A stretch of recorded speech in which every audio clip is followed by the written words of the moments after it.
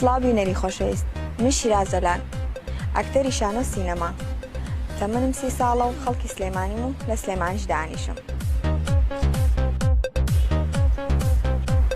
من کەسی زەحاز ناکەم.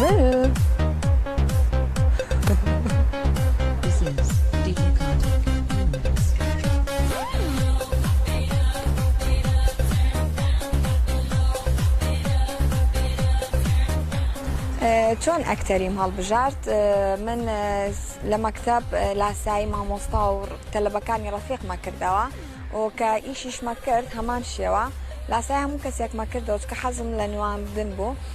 ترەوە بوو ڕەفیقەکانمان شیرازتە ئەو مینەتیا بۆ نابیت بە ئەکتەر. مش حەزم لێ بوو وەکو تەرژیعان کردم. ئەو بوو کە سەرەتا دەستم بە ئیشی هونەری کرد لە کلیپۆ دەستم پێ کرد. دوای ئەوە ڕکلامم کرد، لە ڕکلامەوە چوومە دەورەیەکی شانۆ سینەماوە. ئیتر لەو بوارە بەردەوام بووم شکرتوانیم بە سەرکەوتووی ئەو قۆناغە ببڕم. ئێساش وەکو بینن ئەکتەرم. وەکو پاڵپشتیش کێ پاڵپشتی کردوم، یەکەم کەس هاوسەرەکەم پاڵپشتی کارەونەرەکانم بوو و دوای ئەوە براکانم پاڵپشتم بوو. ئێستا لەخوا بە زیابێ ئایلەکەم پاڵپشتم ئەتوانم بەردەوام بم لە